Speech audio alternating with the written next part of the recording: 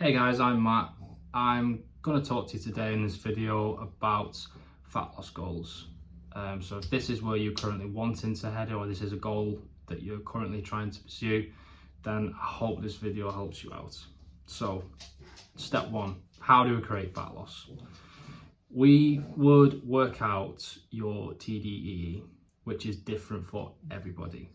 And your TDEE stands for your total daily energy expenditure, and it's made up of 4 components. Number 1 is your basic metabolic rate. This is where we burn most of our calories. This is what the body's natural processes that we use. It's a very taxing process, but it requires a lot of energy to do. Roughly about 70% of our daily calories burnt in a day is through our basic metabolic rate, or BMR for short. It comprises of things like your respiratory system, your immune system, your nervous system, things like that. All these processes that happen subconsciously in the body, they require energy, and they require a lot of energy. Number 2 is thermal effects of food. Food, to digest food, is quite a taxing process. It requires a lot of energy, which is probably why when you've had a big meal, you may feel a bit sluggish, because it's your body requiring a lot of energy to break it down, particularly protein, and I'll touch on to that a little bit later. Number 3 is NEAT, which is your non-exercise activity thermogenesis. These are things that we do outside the gym, such as step count, making sure we're keeping on top of our daily step goals, taking the stairs instead of the elevators, or walking up the escalators instead of just standing on them. Things like that is going to be essential within that process, which is why when people want to create fat loss goals, we do pay a lot of attention to this, to NEAT. And the last one is EAT, which is exercise activity thermogenesis, and this is how many calories we burn in the gym. And many studies have shown that it's roughly around about 10% of your calories, thereabouts, is burnt in the gym. It's not a lot compared to your basic metabolic rate. It's really not a lot. Many people think that we need to be in the gym working our asses off and having a boss workout all the time to burn our daily calories, and that's simply not the case. It's roughly around about 10%. It's not a lot. So once we've worked all this out, that will give you a figure. And for example, let's say your basic metabolic rate, we would multiply this by your daily activity and which accounts for your EAT, your NEAT, and thermal effects of food. We multiply that figure by your basic metabolic rate, and that would give us our maintenance calories. So that's step number 1. We've got our maintenance calories.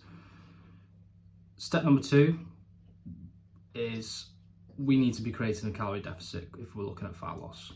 Now, we would reduce those maintenance calories by about 15%, and then that will be our calorie target.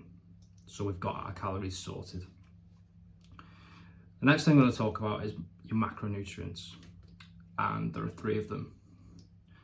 Number 1 is your protein. Number 2 is your carbs, and number 3 is fats.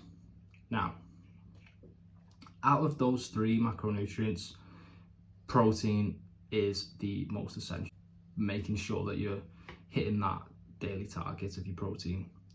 So, for example, if we were given a protein target of 150 grams,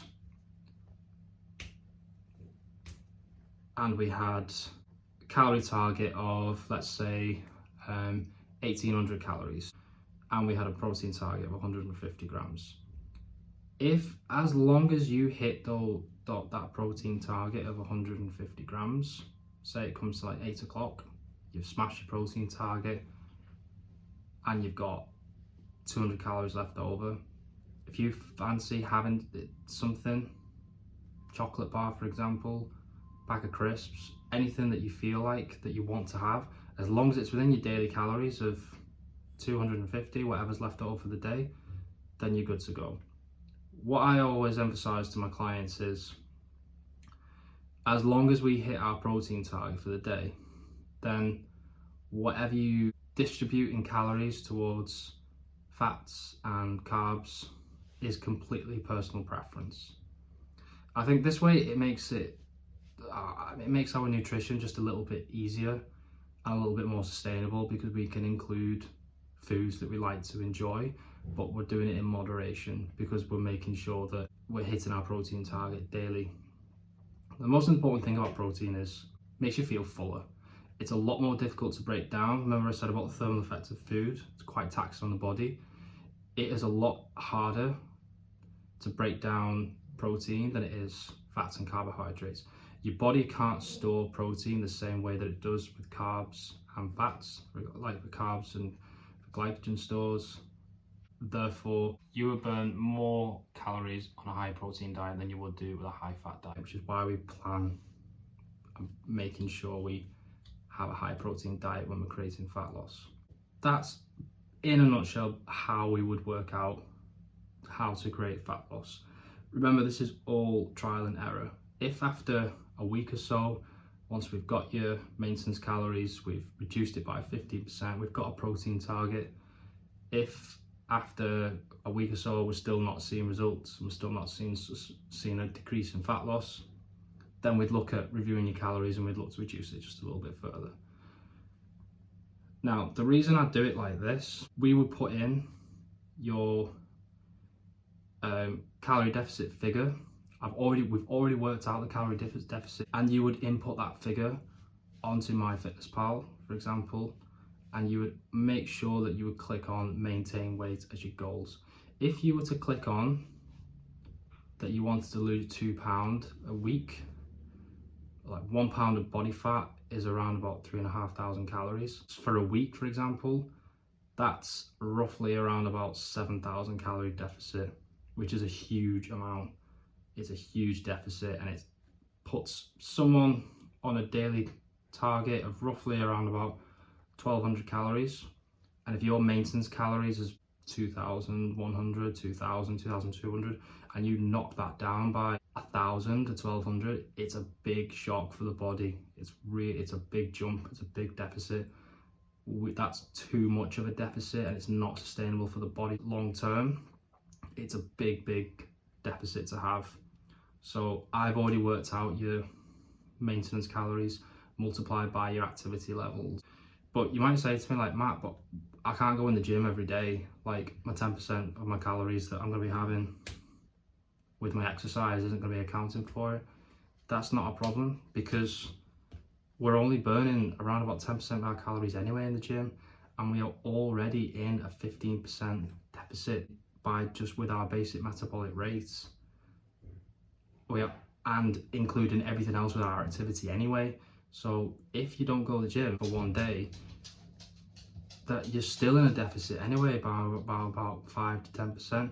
So it really doesn't matter all that much. So what you get with me, when this is how I'd work out with my clients anyway, who would want to create fat loss, we'd do it properly.